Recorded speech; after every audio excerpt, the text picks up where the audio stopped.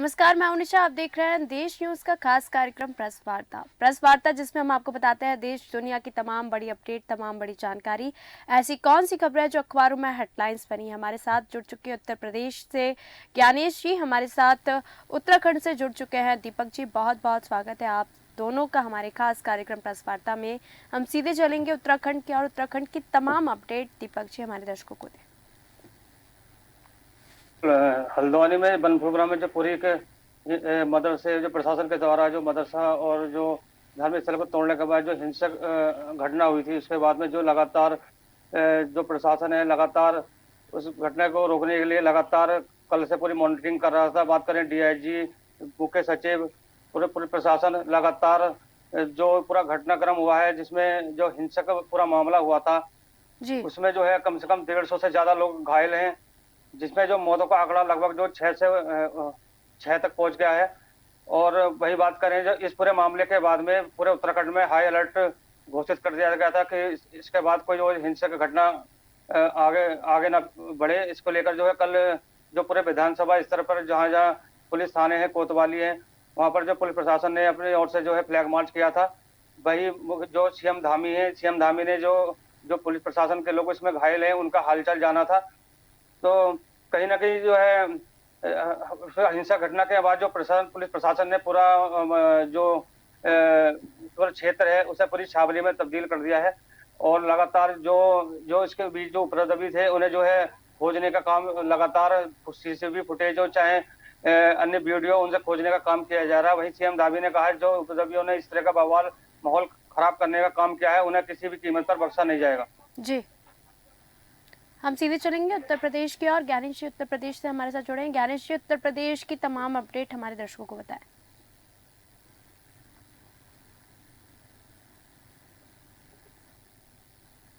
है जो सरकारी मीटिंग में डीएम और वीडियो भिड़ गए आपस में। बताऊं कि एक ने जूता फेंका तो एक ने पेपर वेट फेंका। बताऊं कि पूरा मामला ये जो है कहीं ना कहीं सरकारी मीटिंग के बीच में डीएम और वीडियो के बीच पहले कहा सुनी हुई और फिर बात यहाँ तक हो गई कि मार्केट तक पहुंच गई। यहाँ तक बताऊं कि ये लोग सरकारी मीटिंग कर रहे थे और डीएम बैठे थे और कई अधिकारी भी बैठे थे कि अचानक किसी बात पर डीएम और एक वीडियो के बीच में झकझाए की शुरुआत हो गई। तो लोग भैया बाबू करके समझाने की कोशिश भी कर रहे थे। कहीं न कहीं आगरा में डीएम और जब वीडियो की बात हुई तो ये काफी जो है ये चर्चा का विषय भी बना रहा है। जब लोगों ने समझाने की कोशिश की, इससे पहले ये समझाते कि उधर से पेपर वेट फेंक दिया गया और फिर क्रिया की प्रतिक्रिया होना तो मुमकिन नहीं था। तो उधर से जब पुराना जो हथियार था जूता सरकारी मीटिंग संपन्न होने से पहले ही उसको चला दिया गया।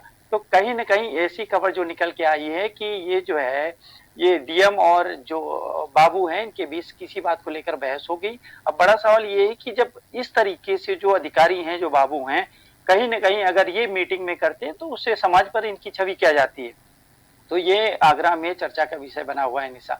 अब हम बात करेंगे समाजवादी पार्टी के अखिलेश यादव की कि समाजवादी पार्टी के नेता और यूपी के जो पूर्व सीएम अखिलेश यादव ने भारत के जो है भूतपूर्व प्रधानमंत्री चौधरी शरण को भारत रत्न से सम्मानित किए जाने का ऐलान पर पहली प्रतिक्रिया उन्होंने कल दी।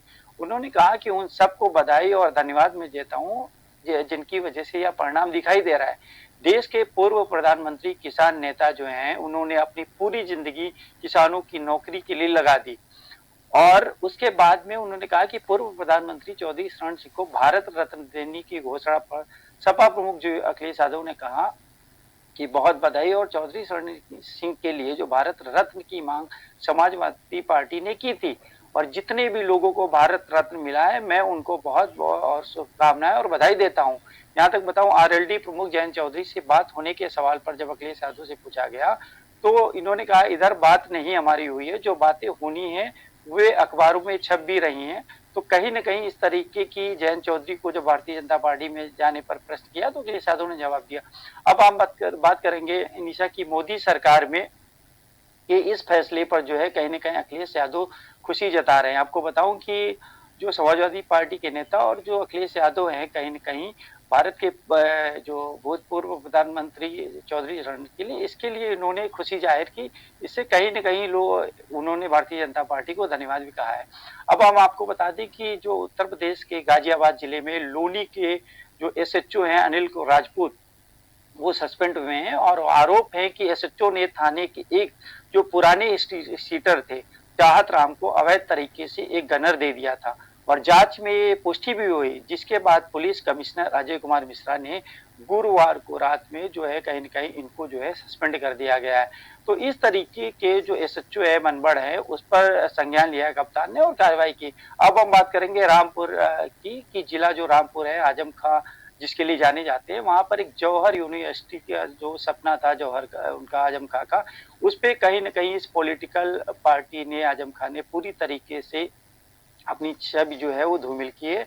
वहीं जो इस भारतीय जनता पार्टी ने इस पे लगातार जो कार्रवाई हो रही है सरकार में, बताऊं कि समाजवादी पार्टी के जो गद्दावर नेता आजम खान के खिलाफ जो है शत्रु संपत्ति के मामले में अब जो जांच चल रही थी उस पे आरोप भी तय हो चुके हैं और मुलायम सिंह यादव की सरकार के दौरान ये जो शत्रु संपत्ति की जमीन जो थी जौहर यूनिवर्सिटी में मिलाई गई थी। तो इस तरीके से जो लगातार जो आजम खां है उन पे आरोप लग रहे हैं और लगातार जो है उन पे एफआईआर हो रही, जांच में साबित हो रहा है।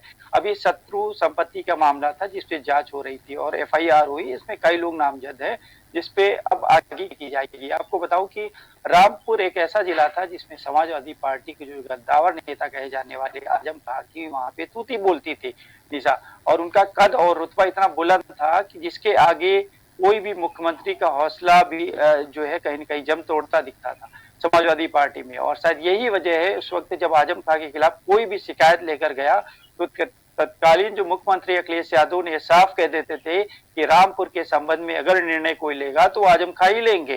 किंतु एक आकांक्षा इतनी महंगी पड़ी कि 45 साल का कहीं न कहीं लेकिन एक सपना था आजम खां का कि जो जौहर यूनिवर्सिटी है वो कहीं न कहीं देश विदेश में उसका नाम हो और लोग जाने कि किसकी है। तो शायद यही उनके लिए काफी महंगा पड़ गया। आपको बता दूं कि 45 साल का जो राजनीतिक सफर है वो पूरा आजम खां का खत्म होता नजर आ रहा है और खत्म हो चुका है। बताऊं कि जो मोहम्मदपुर अली जौहर यूनिवर्सिटी को पूरा करने के लिए उन्होंने मुलायम सिंह यादव की सरकार से ये काम की शुरुआत कर दी थी। तब मुलायम सिंह यादव पूरी सरकार के साथ रामपुर आए थे और विश्वविद्यालय के शिलान्यास किया था। लगभग बताऊं कि ये जो मामला है 18 सितंबर 2005 का है और इसमें जब उद्घाटन के लिए अखिलेश यादव भी गए थे, इसके बाद बसपा की सरकार आई थी तो आजम खां के सपने को फिर झटका लगा था, कहीं न कहीं चीजें रुक गई थी। अब आजम को ये लगने लगा था कि आगे की क्या ये जो हमारी यूनिवर्सिटी है वो कैसी होगी, लेकिन इसे दोबारा जो है यूपी में सपा सरकार वापस आने के बाद फिर पूरा किया गया और जो विश्वविद्यालय के उद्घाटन के लिए तत्कालीन जो मुख्यमंत्री अखिलेश यादव हैं वो रामपुर आए थे। और फिर अब जो इस सरकार में कहीं न कहीं जो हम बात करें तो भारतीय जनता पार्टी ने सरकार ने पूरी पोल खोल दी। कहा जाता है कि आजम खान ने अपनी सियासी हनक का इस तरह से इस्तेमाल किया था जिसके आगे सभी नियम और कानून कागजों से बाहर नहीं आ सके थे। उन्होंने अपने सपने को साकार करने के लिए गलत तरीके से जो है शत्रु संपत्ति यूनिवर्सिटी से मिला ली थी, जिसकी पोल सूबे में जो है भाजपा सरकार के आने के बाद खुल रही है और अब जो है लगातार कहीं न कहीं निशा इस पे कार्रवाई हो रही है। जो इसमें लोग संलिप्त हैं उन पर भी कार्रवाई हो रही है। अब हम बात करेंगे यूपी के 10 गांवों की जमीन है जिस पर बिक्री के लिए रोक लगाई गई। योगी आदित्यनाथ ने एक आदेश जारी किया है कि इन जो है उत्तर प्रदेश जो है सबसे बड़ा जो है राज्य है, यहाँ अपनी बताऊं कि सभ्यता और संस्कृति के लिए जो है ऐतिहासिक महत्व के लिए प्रसिद्ध है। तो इसी के चलते हर साल लगभग हम बात करें तो लाखों पर्यटन उत्तर प्रदेश में आते हैं, जैसे कि काशी पर्यटन की संख्या में भी कहीं न कहीं बढ़ोतरी हो रही है निशा। और सुविधाओं को मद्देनजर अगर हम देखें तो शहर को तेजी से विस्तार किया जा रहा है। तो इसी को लेकर यूपी सरकार ने एक योजना की शुरुआत की है जिसमें 10 गांवों को शामिल किया गया है और जिसके तहत सरकार इन गांवों में जमीन खरीद फरोख्त पर रोक लगा दी गई है। हम बताएंगे कि आपको उत्तर प्रदेश के जो भारत देश का सबसे बड़ा है राज्य है और यूपी सभ्यता के लिए जो जाना जाता है। प्रदेश में अनेकों पर्यटन स्थल हैं, यहाँ घूमने के लिए लोग जो है कहीं न कहीं विदेशों से भी आते हैं और एक रिपोर्ट में यह पता चला है कि काशी के पर्यटन में भारी वृद्धि हुई है और जो बुनियादी सुविधाओं की अगर हम बात करें तो उसकी वजह से शहर का तेजी से विस्तार हो रहा है। तो इस विस्तार का कार्य व्यवस्थित तरीके से इस कारण शासन स्तर पर बीते 6 वर्ष बताओ कि आवासीय योजनाएं शुरू की गई थी। इसमें अब 7वीं आवासीय योजना को भी शामिल किया गया है, जिसमें बताऊं कि जो जीटी रोड आवासीय योजना है के नाम से प्रस्तावित है, और इन गांवों में जो है उसमें 10 गांव शामिल किए गए हैं। जो जिलाधिकारी यश राजलिंगम है, उन्होंने इन गांवों में जो जमीन जो है वो खरीद और बिक्री पर रोक लगाई है। नवीन योजना में जो मोहनसराय से डाफी हाईवे के बीच सड़क के बाईं तरफ जो ग्राम सभाओं को शामिल किया गया है। तो इनमें से बात करें तो लगभग जो जीटी रोड आवासीय योजना है, ये ग्राम हंसापुर, मीरापुर, सगहट, मिसिरपुर, निबिया, नाकाइन और सदलपुर, कादीपुर, रामपुर व फरीदपुर को शामिल किया गया है। योजना के अंतर्गत गांवों के जो चिन्हित अराजी नंबरों एवं रकबों की भूमाफियाओं की खरीद बिक्री अब नहीं होगी। कहीं न कहीं इन जगहों पर निशा जो है सरकार ने रोक लगाई है। अब इस जमीन को लोग ना खरीदे, और अन्य जो भूमाफियों के लिए विक्रेताओं को जिला प्रशासन से अनुमति लेनी होगी। अगर कोई खरीदता है तो कहीं न कहीं उसको डीएम, एसडीएम और एडीएम से उसको जो है कहीं न कहीं विक्रेताओं को जो जिला प्रशासन ने अनुमति दी उससे आदेश लेना होगा, तब जाके उस जमीन को खरीद सकते हैं, वरना इस पर अभी रोक लगा दी गई। आपको बताऊं कि चिन्हित भूमि से संबंधित जो किसानों को नोटिस देकर 6 अन्य आवासीय जो है योजनाओं के तहत सहमत के आधार पर जमीनों को की प्रशासन खरीद करेगा। तो कहीं न कहीं बताऊं कि इस तरीके से जो है उत्तर प्रदेश राजधानी में जो है इन गांवों में रोक लगा दी गई है।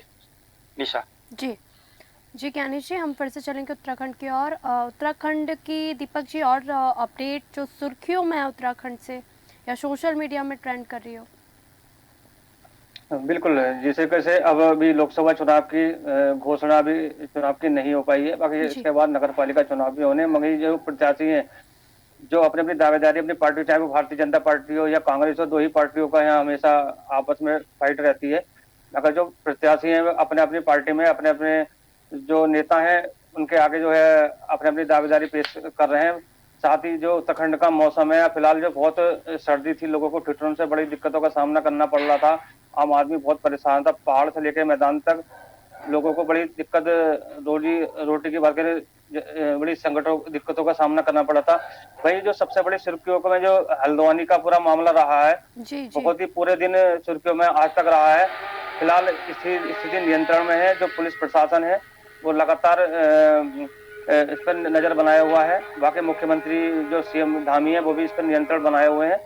बाकी किसी तरीके से जो यूपी समेत उत्तराखंड से लगे बॉर्डर हैं, यूपी उत्तर प्रदेश आसपास के बॉर्डर है, वहाँ पुलिस प्रशासन मौजूद है। किसी तरह का कोई घटना ऐसी ना हो। मोबाइल की बात करें तो उस पर भी पूरी कड़ी नजर रखी जा रही है कि कहीं फिर इस मामले में कोई और तूल ना पकड़े। जी, हम फिर से चलेंगे उत्तर प्रदेश की ओर। उत्तर प्रदेश की मौसम को लेके क्या अपडेट है ज्ञानेश जी? निशा बता दूं कि मौसम जो है अब लगातार साफ दिख रहा है और सुबह ही धूप निकलना शुरू हो जाती है। अब लगातार जो छोटे बच्चे हैं वो भी विद्यालय जाते नजर आ रहे हैं।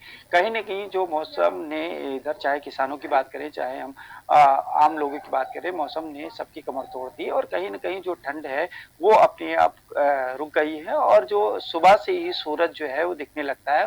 शाम को थोड़ा बहुत ठंड होती है। निशा, अब हम बात करेंगे कि उत्तर प्रदेश राजधानी लखनऊ से सटे बाराबंकी की जो सदर तहसील में कई ऐसे मामले हैं जो गोल हैं और अभिलेख तक नहीं दिखा पाए। आपको बताऊं ये पूरा मामला जो कल राजस्व के चेयरमैन जो हैं वो जब पहुंचे हैं वहां पर, तो लगभग 2 घंटे तक तहसीलों में कागजात उन्होंने खंगाले हैं और लोगों से बातचीत की है। तो उनमें अधिकारियों को सचेत और कर्मचारियों को भी उन्होंने झूठ ना बोलने की चेतावनी दी है। उन्होंने कहा है दुरुस्त नहीं मिले राजस्व के अभिलेखों के रजिस्टर तो फिर काफी दिक्कत होगी। तो इस तरीके से जब कभी कोई उच्च अधिकारी राजधानी लखनऊ से इन जिलों पे पहुंचता है तो कहीं ना कहीं निशा इसमें जो है एक शिकायत बहुत सी मिलती है। जब ऐसे अधिकारी अगर वहां पहुंचते हैं तो जो वहां के भ्रष्ट अधिकारी है उनकी जो है कहीं न चाहे वो बोलने की बात हो चाहे कागज दिखाने की बात हो, वो फिर नहीं दिखाई जाते हैं। तो मेरा भी कहना है कि इन अधिकारियों को समय समय पर जिलों का निरीक्षण करना चाहिए, जिससे कि आम जनमानस में कहीं न कहीं जो ये अधिकारी बैठे हैं जिले में वो मनगढ़ हो जाते हैं।